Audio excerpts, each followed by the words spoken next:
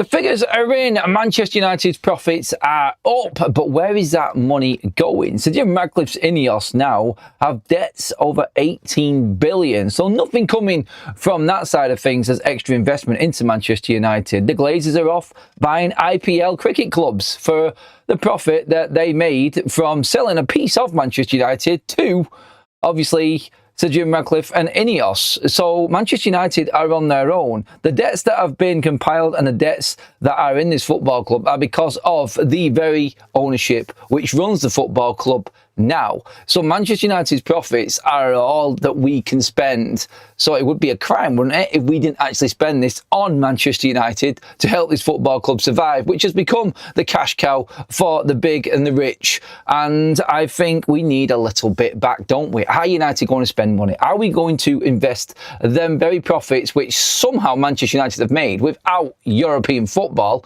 You can read into the financials, you can look at all of the reports. It does all state that the cuts that were made and everything that Ineos have done is working on paper, but obviously there needs to be the right amount of spend. Saving money is okay, investing money is a problem. Manchester United are getting there slowly with the investment into the playing staff, but we need more. Are Manchester United going to do this? What players are we going to be looking at? I'm going to bring you up to date on everything that's going on at Manchester United. Another 6-star showing from academy players at the football club as well. Romano talks about Michael Carrick and a certain transfer that won't be happening and has completely been blown up. We may touch on that hilarious story that I touched on and did a video on earlier on Adam FC on Andre Onana as well. So you get your thoughts in on that one. I say it under a laughing breath, of course, because it is ridiculous. But let's start with them finances. And obviously, we touched on the reports this morning that Manchester United obviously are looking good financially somehow from the records. Look, there's a lot of hidden debt within Manchester United. When you look at it and you read into all of these reports, you will see figures of Manchester United owing approximately 1.3 billion still. So the operating profits are there and Manchester United can finance that debt. But the debt is always going to be there for Manchester United. And no one has the money to repay it. No one's coming in and paying what the Glazers want. Ineos are 18 million in debt from their other endeavours and businesses. The Glazers have spent the profits that they made on Manchester United on their own toys and new ventures elsewhere, from Florida to India and the IPL and whatnot. So the operating profit from Manchester United, it sounds absolutely ludicrous that these people are actually in controlling this football club and absolutely rinsing it for every single penny that they possibly can to help themselves in other ventures elsewhere.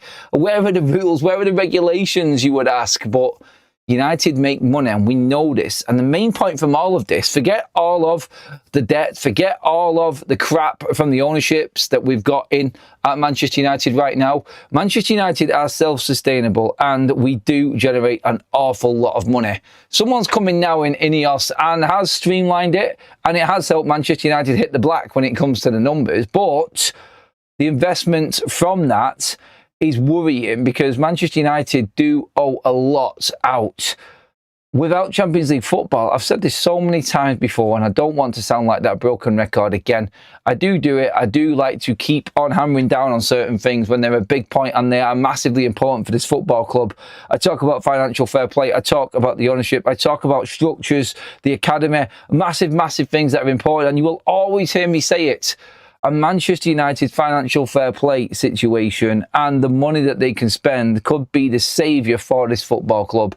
Champions League football next to it is the single biggest thing that will only and will be the only thing that helps Manchester United move forward. It is the only way out of the mess that we're in.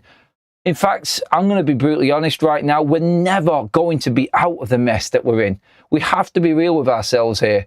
The debt's never going to go. United are always going to spend. There's always going to be a transfer debt. There's always going to be outstanding payments. Until the money's invested correctly back into the football club, will we see a sustainable, profitable football club?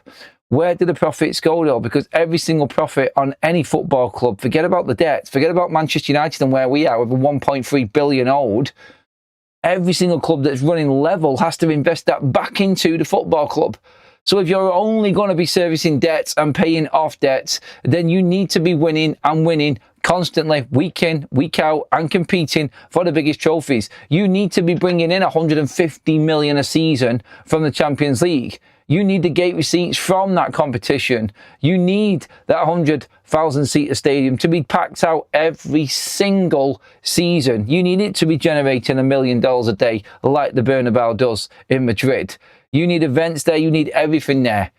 All of these people coming in and taking a piece out of Manchester United are doing so for themselves. And you have to admit that. The Glazers have done it for years. Ineos' approach to this, there is a bigger picture and there is a lot that they can benefit from. Don't kid yourselves. Forget about the legacy and the bollocks there. And I've said this before, I've been honest about this. I draw the line, I make sure I'm balanced, I make sure I bring the positives and the negatives to anything that's going on at Manchester United. And I say this every single show. You can pick out what bit you want to drive your own agenda if you don't like it, or if you do like it, it's entirely up to you. I haven't got a problem with that, and that's why we do the shows, and that's why I'm so honest in what I say and what I do, and how we balance the show, like I said. So, realistically, Ineos are not going to pump any more money in. Neither are the Glazers. The only way we survive is with this get out of jail financial fair play and the Champions League this season, and how lucky Ineos have been in getting rid of Amrim and Carrick doing so well. It's ridiculous how much this has all come down to a lucky sacking and appointment from getting rid of Ruben to Michael Carrick. The whole future of Manchester United is in Carrick's hands and these players for this next 11 games. If we get Champions League football, Manchester United are laughing all the way to being able to sustain this debt. We're not going to be laughing all the way to the bank. We're always going to be in debt. That's never, ever going to go. We cannot get rid of that debt because the money brought in needs to be invested into Manchester United. You're going to need 5 or 6 years of constant investment into this transfer market, and then you might start to see a little bit of profit coming through. You'll have better players. You'll have players that are worth money. You'll have better structured contracts where it's not costing Manchester United a fortune on no one producing. When you have got the amount of money that Manchester United have got outstanding on player contracts that are offering nothing towards the first team right now, that there is a recipe for absolute disaster. Now, that is going to be absolutely sliced and dissected this summer. And the players that have been absolutely leeching off this football club are going to be gone by this summer.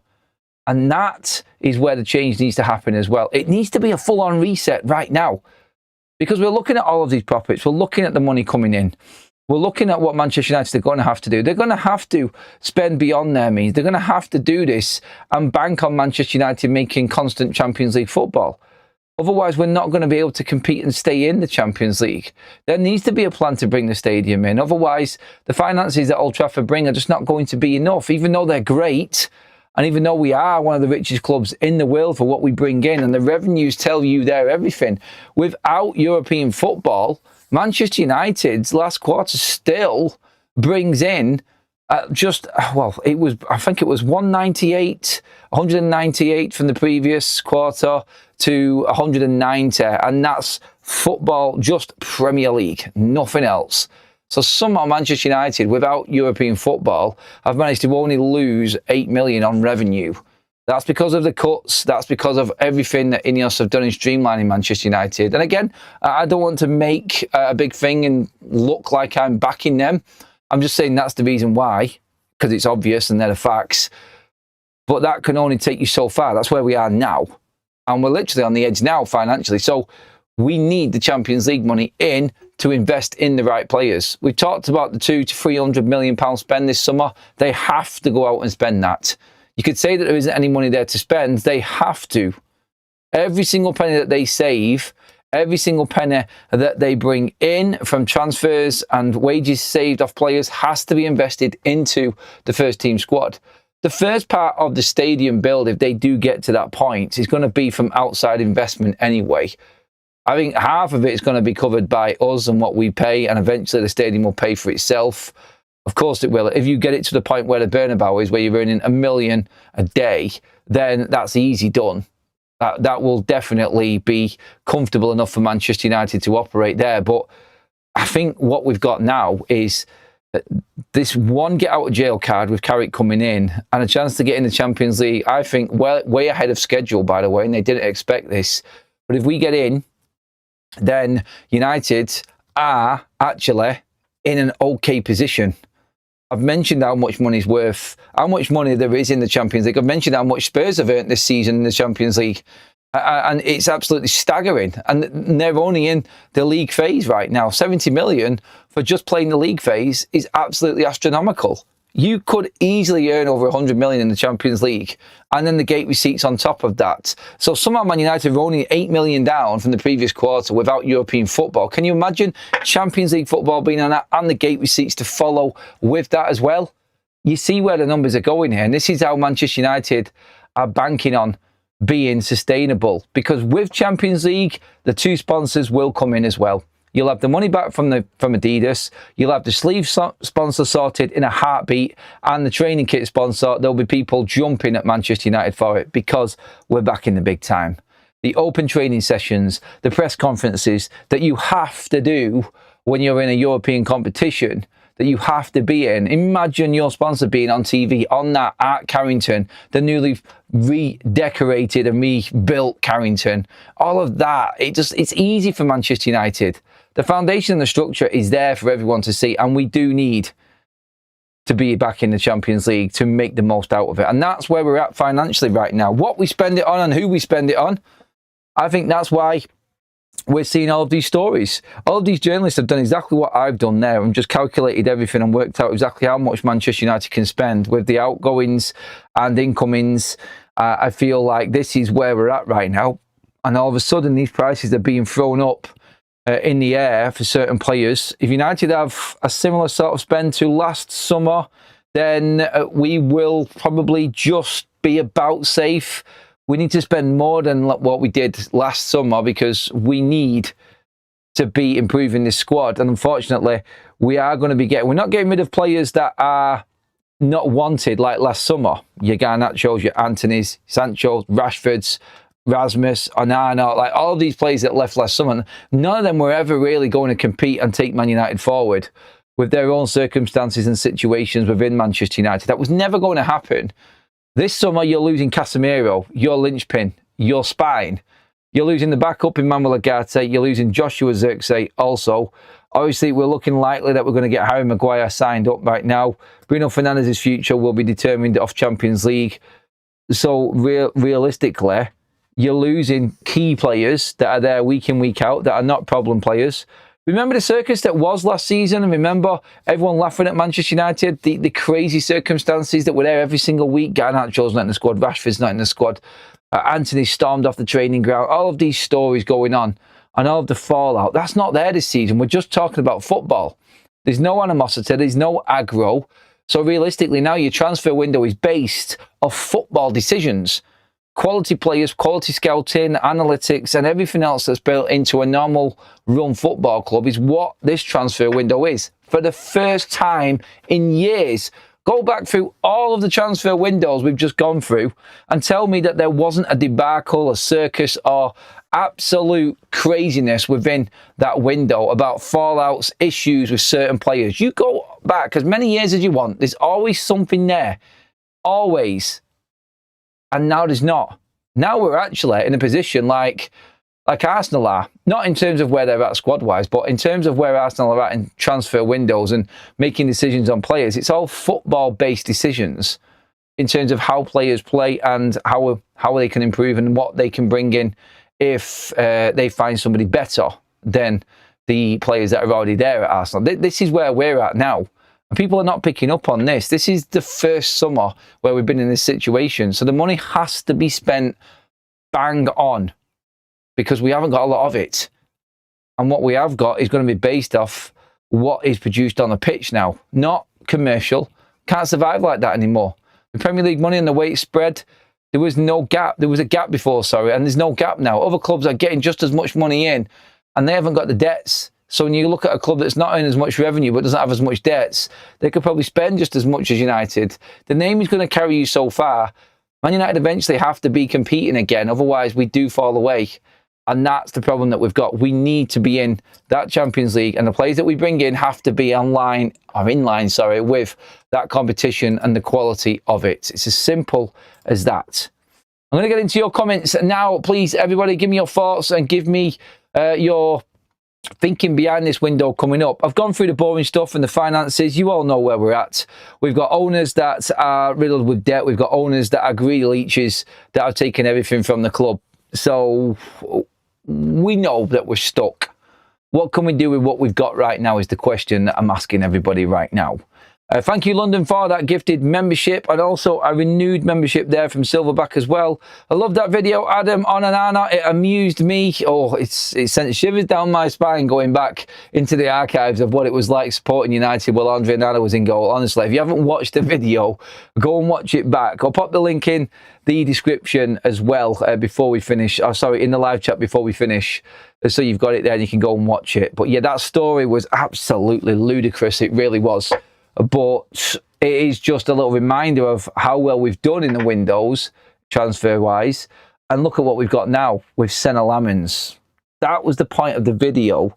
Count your lucky stars that we actually made that call. And Onana ballsed up the summer.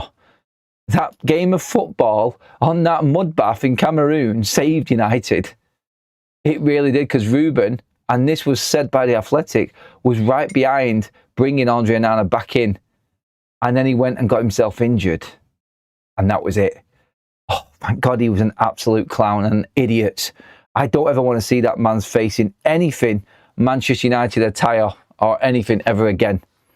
Right. Glazers out, so Jim out, Wilcox out. We need new owners. That's it. Peter says, that was from David. Peter says, spend the damn money if it's there. I don't want to hear any war story. Glazers need jailing at the very least, says Tim. I won't mind that.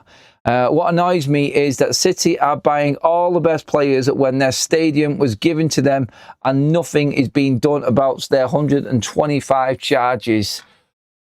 Well, we're hearing lots of stories and little headlines coming out regarding that. I don't know how far away the verdict is on that in terms of what's actually going on with it, but I think it just needs to be out in the open now so everyone can just get on.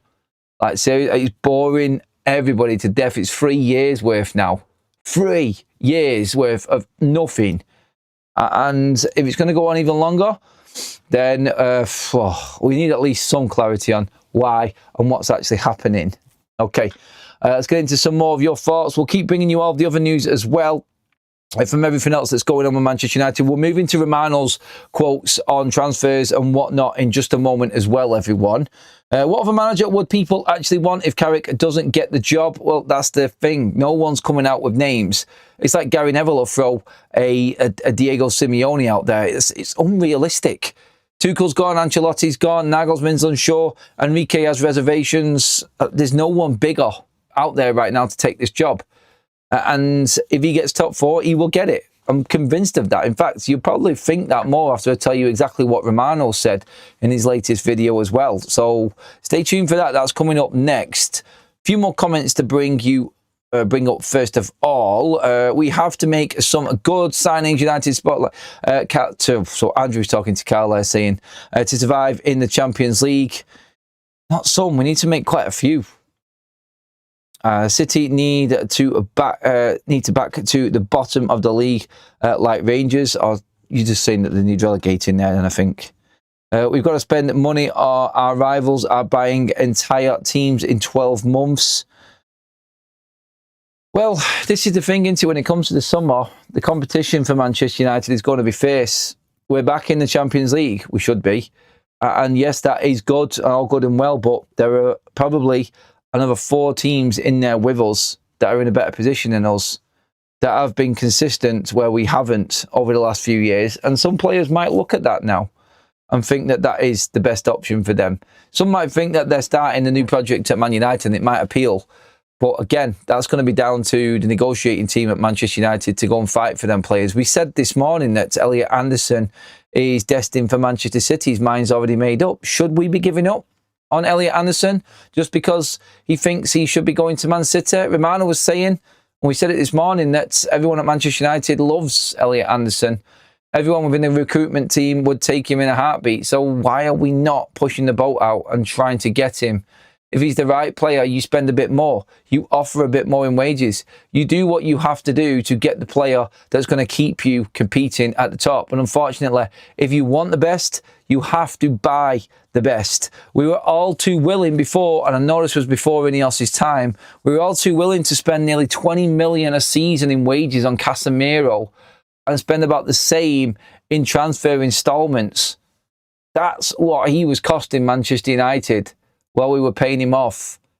That there is the kind of level United need to be going to get the right player. But obviously, we need to be getting younger, ready-made players rather than someone who's got 3 years left at the top. United will always look, I think, now with this new structure at the sustainability and the profit that they could make from a player later down the line, the longevity, the younger players, the sell-on factor, that is going to come into play. I don't think we're going to be buying older players. And literally every time a transfer rumour comes up and I see him, I look at the player, I look at his age, I look at his contract, I do all of this research, I do all of the work, and you look into it and you go, hey, we're not signing him.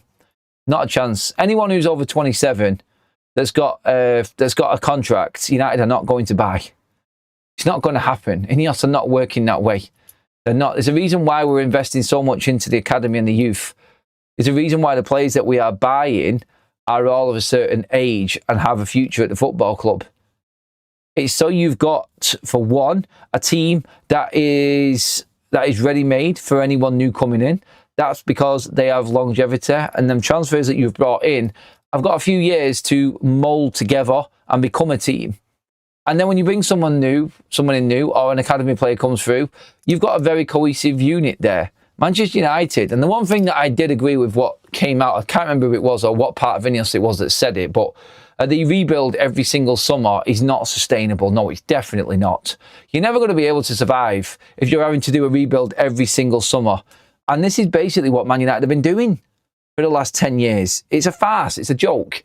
And we are going to just continue that cycle and go nowhere if that's how Manchester United operates. So it has to be the right players. I reckon 3 summer transfer windows, like last summer's, puts United in position. Listening to Jamie O'Hara on Sky before, he reckons Man United are not far away from challenging for a title.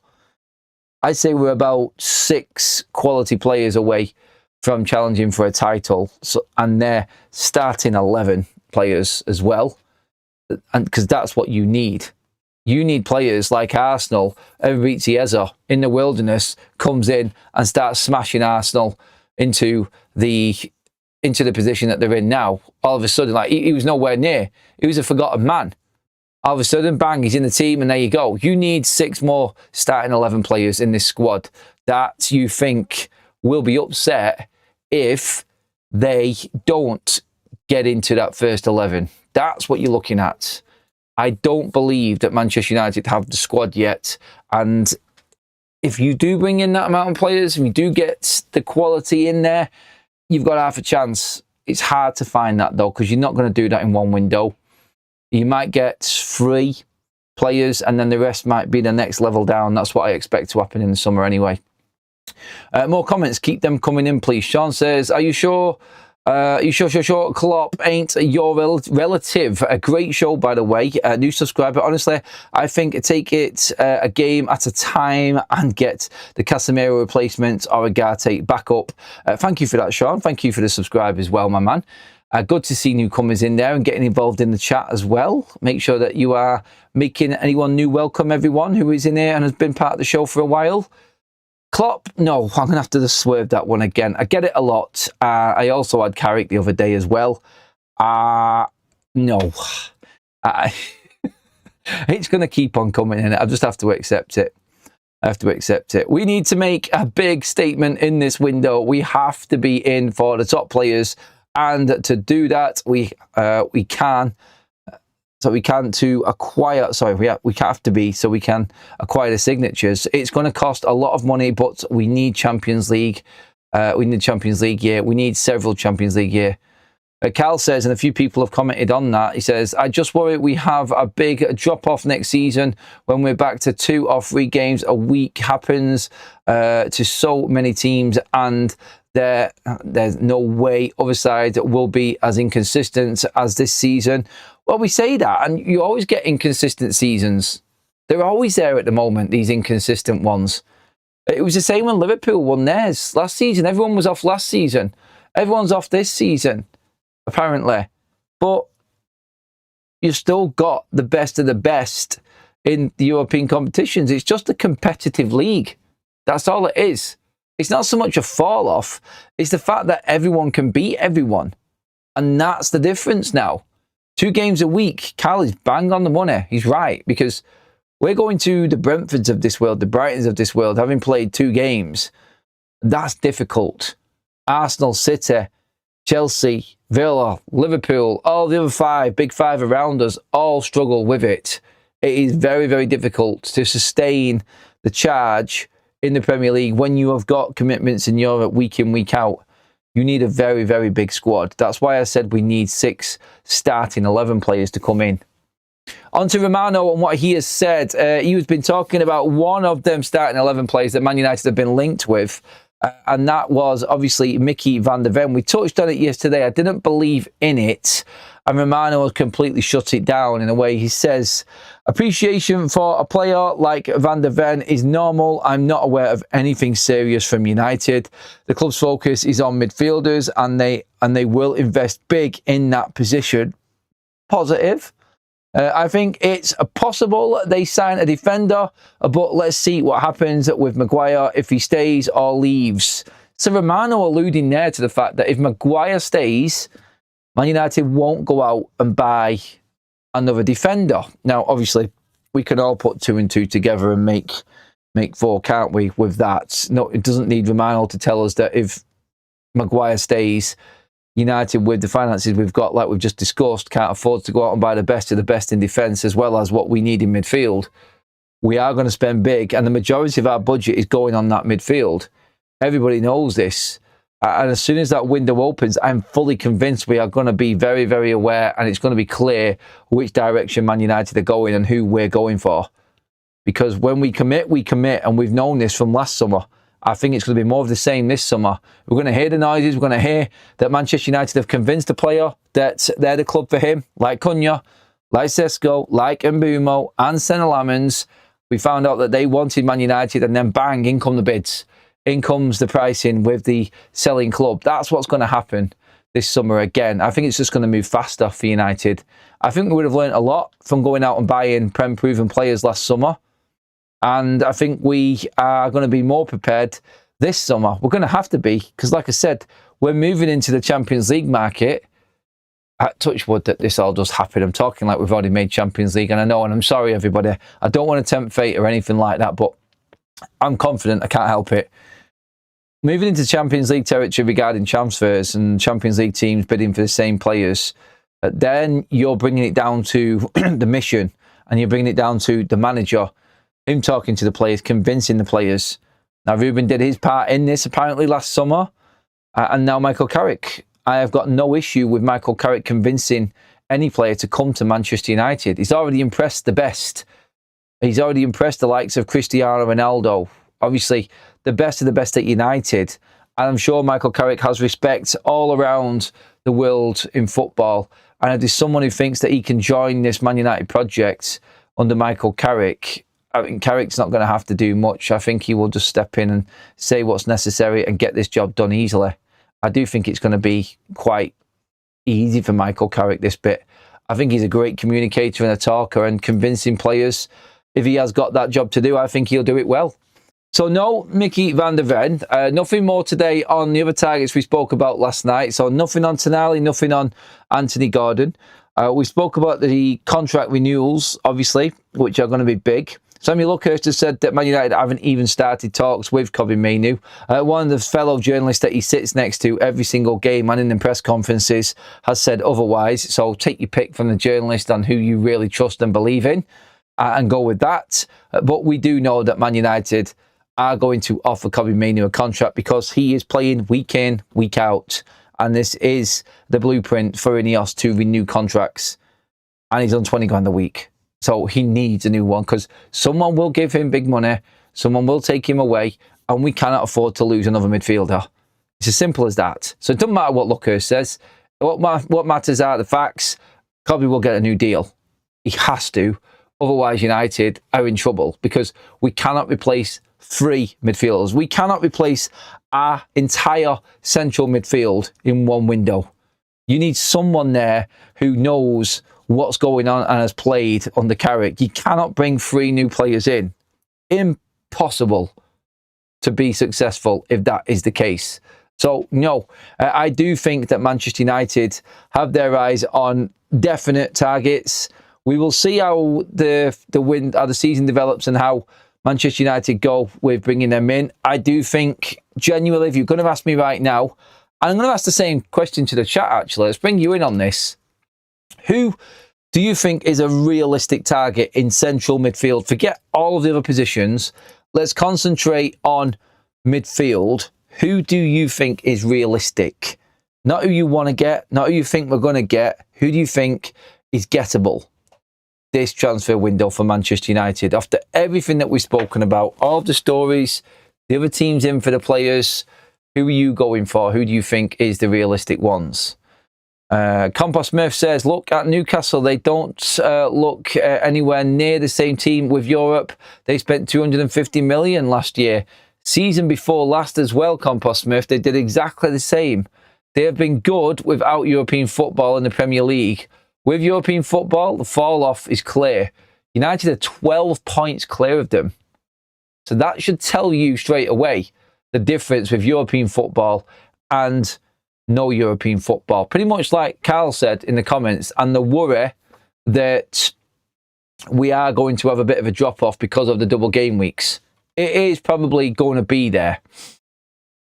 Paula says, Adam, have you heard anything about us looking at Bizumano Torre from Hoffenheim? Is that how you say that? Bazuna Manana? That's how it's pronounced. I don't know him, honestly. I don't know enough of him, but I haven't heard of it. I'll say that, Paula. I'm sorry I've said the name wrong. Nickname is the Hurricane due to his speed. I like the nickname. I haven't watched him. I don't know enough about him, I'm going to be honest. So no is the answer, Paul. I've not heard anything. Why do you think people don't want Adam Wharton? Think he is a fantastic player. I would put him over Anderson. Why do I think no one wants Adam Wharton? I think people do want Adam Wharton. And I would take him at United as well, mate. Elliot Anderson is the top pick. I think he ticks every single box. If you can't get him, you move to Wharton. I think a combination of Wharton and Stiller would be very juicy at Manchester United. I think that would definitely get people on the edge of seats. Good combination right there. Have you seen the guy that takes off all the different pundits? His Roy Keane looked a bit like you on one clip I saw. Is there someone else who I look like? I must be comparable with so many different people. Honestly, I get loads of different names. It's crazy. I'm going through all of the names that you think are realistic here as well now. Baleba or Tonali, says Roz. Let's see what else we've got. Thanks for the super chat, Glenn, by the way, mate. Baleba again. Still a Baleba and Tonali. Baleba, Adam Wharton and Baleba. Lots. Tonali and Camavinga. And Del Piero. Oh, Del Piero back in the day. Down nostalgia road right there. My God. What a good player he was. Baleba still, I think, is the one that we will end up with as the main target. The only worry I've got with Baleba is that price that's been discussed. But then I think Ben Jacobs came out last week and calmed everything down a little bit by saying absolutely no fee has been given to Manchester United, let's just say, for Carlos Baleba. Nothing has been discussed transfer fee-wise on Baleba. That is a non-story. Sangare has not been spoken about by Manchester United. Can see that there at the bottom as well in the chat. Romano talked about that last night. Nothing yet from Manchester United on that side of things. Quite a few people looking at Angelo Stiller. Pete in there says, hello, Adam. Going down my road, Stiller and Wharton. Everyone knows I've always loved Wharton. I like the way that Stiller plays. I do. Again, look, we can't just buy all Prem proven. I think it'll be definitely 2 top players. And by top, I mean big money spent. One definitely from the Premier League. One might not be. And then somebody else, we'll see. All depends on Manuel Ugarte, by the way. Because United can't play Champions League football with 3 midfielders. You need at least 4. I think we need 2 now with the team we've got. So that would be 5. And we're talking about getting rid of 2 of them and only bringing in 2. Never sustainable. And it's going to be a big problem for Manchester United. I guarantee it will be an issue. United need to be serious. We need to spend massive. We can't watch our rivals win again, says David. Fergie wanted him, but he stayed for his beloved Juve. He did. You're right, mate. I remember it. Adam, if you looked like Klopp, I wouldn't watch. Thank you, Tim. Appreciate that one. I still want Stiller, Edison, and maybe Papa Gay. That story has come out as well recently. I'll bring you that story out. I think it's come from Footmancano, again, who was the main source behind the Carlos Baleba story. Anything African football related. Footmancano. Manchester United are tracking Papa Gay. He is considered the ideal replacement for Casemiro. Obviously, Villarreal midfielder. Again, I'm not sure. I haven't heard enough about this or any sources talking in depth about Gay at all. We'll have to wait and see again. Now, don't forget, Ben Jacobs did say that the midfield list has been narrowed down to a few now. Whereas before we had a number of players on the list, up into the teens, in fact. That's now been cut down, and the list of midfielders is very clear to United. At this stage, what would we have done to be so certain about this group of players? Well, contacts would have been made. Does this player want to come to Man United if this deal can be done? Does this player want to come to United if we're in the Champions League? Blah, blah, different conversations going on constantly. Agents, players, speaking to the clubs. United will know who's available. United will know who they can get for a certain price. They'll have their own price in mind, but they first of all need to know that that player wants to move, and then that player will move up their list of targets. We know this because this is how Manchester United have operated in the last 2 transfer windows. Once the player says yes, Manchester United get their skates on. They get moving. When that is done, then you get the negotiations going in. So I think United will be we'll be looking at still quite a few. I'm not too sure, like what Ben Jacobs said, whether there is just a narrow group now. I'm not sure about that, but let's see. Wayne says, get Stiller and Anderson must be the priority. Both are good mix of Premier League experience, potential and youth. No, it wouldn't, bro. Wharton and Stiller are not a good pairing at all. Yeah, they are. I don't get what you're saying, Jay. They are a good pairing. 100% they are. Because Wharton gets stuck in. And don't forget, you can also mix this up. You've got Kobe Mainoo there as well. We're talking about having a squad, not just a first team, a squad of players. This is why I've said we needed 3 midfielders. You can still bring in a Morgan Gibbs-White type of player in there as well. A Sandro Tonali. That's what you need to do. You need 3. If you had to give me 3, like I don't mind Tonali, I would take him. He's not as high on my list as Elliot Anderson is, though. And that's what I would like Man United to do. Like, I'm all for finding the bargain players and saving a bit of money here and there, but I'm more bothered about the actual quality of the player and him being the right player coming into United. That's more important for me. And I think that is got to be Manchester United's look on this transfer window. Going into what Romano said about Carrick as well, quickly, please pop a like on the video if you are enjoying the content. Obviously, make sure that you do get your comments in as well. Make sure you hit that subscribe button also, everybody. And thank you so much for all the likes already. Romano talking about Michael Carrick doing a fantastic job at Manchester United and has a very, very good chance of being the Manchester United permanent head coach come the summer. I think everybody is now going onto this and moving into this conversation. And Romano himself would have got wind of conversations going on. I think Romano, like most journalists and pundits and other people from different media outlets, would have known that Thomas Tuchel was a Man United target, and now he has gone. Everybody, I think, has started talking more about Michael Carrick. Carrick has become the favourite at the bookies. His form is taking him there as well. If he gets the win this weekend against Palace, there's just going to be more and more talk about Carrick again on Monday. And then you're just going to get the inevitable.